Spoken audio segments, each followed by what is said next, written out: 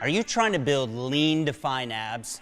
Well, if you're doing crunches like this or hanging leg raises like this, then this may be the reason you're not getting the results that you're looking for.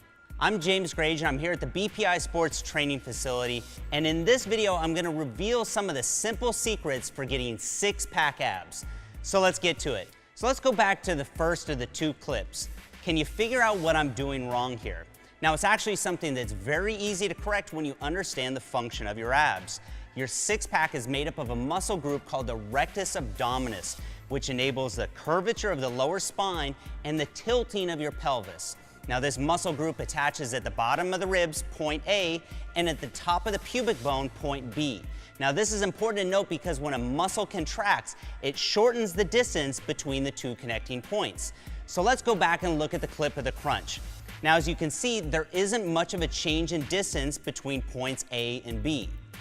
Now, as I mentioned before, your rectus abdominis enables the curvature of your lower spine. So if your back is flat throughout the range of motion, then you aren't fully contracting the muscle. This is why a plank may be a good core stabilization exercise, but it's a poor abdominal isolation exercise. A good comparison would be doing a biceps curl like this, right? You're never going to build great arms that way, and the same holds true for abs. It's no wonder some people think they have to do 1,000 crunches a day to get abs, which isn't true. So, to properly do a crunch, think about bringing your head towards your knees instead of up toward the ceiling. Just make sure you don't pull on your neck or head. Now, as you can see here, this now gets a nice curvature in the lower spine and brings point A and B closer together. You should now feel a greater contraction throughout your entire abdominal region. So once you've mastered proper technique, you can then add resistance into the exercise.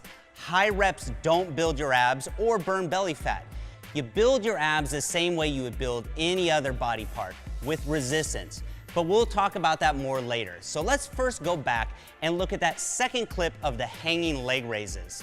Now, I'm sure you've seen this exercise plenty of times in the gym, as well as online and in the fitness magazines. Now, with that being said, it's totally ineffective the way you see it here. So knowing what you do now about the rectus abdominis, I bet you can already guess why. If you point out the fact that there's no shortening of the distance between point A and B, then you're 100% correct.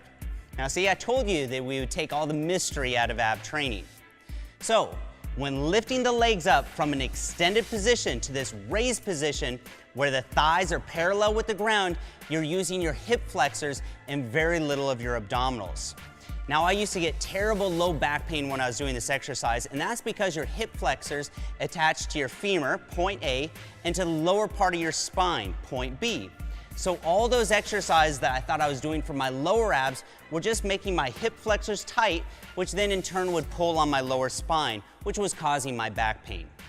So now, the hanging leg raise is actually a very effective exercise when it's done correctly. So to do it properly, we need to get that pelvis tilted up. And to do this, we're going to eliminate this first part of the range of motion that we see here in the clip. So instead of finishing in this top position, we're going to use that as our starting point. From there, we're going to do a reverse crunch. Now, don't think about bringing your knees straight up toward the ceiling, but instead think about bringing them towards your head, just like we did with the crunch, but in reverse. So you can see here that we're now getting good curvature in the spine, and we're bringing points A and B closer together for maximum muscle contraction. Now, make sure you don't use momentum or swing. Start with a slow and controlled movement and then squeeze at the top before coming back to the starting position. Now, that squeeze is the most important part, so don't rush it. So now that you know what the function of your abdominals is, you can apply this exact same discipline to any ab exercise. If it doesn't meet this criteria of shortening the distance between points A and B, then it's not the best bang for your buck when it comes to building your abs. Now, in our next video, linked below, I'll share with you my ab routine that includes my favorite ab exercises that you can do at home, as well as my favorite exercises for the gym. So make sure to subscribe to this channel for more content like this on training, nutrition, supplementation, and gym motivation.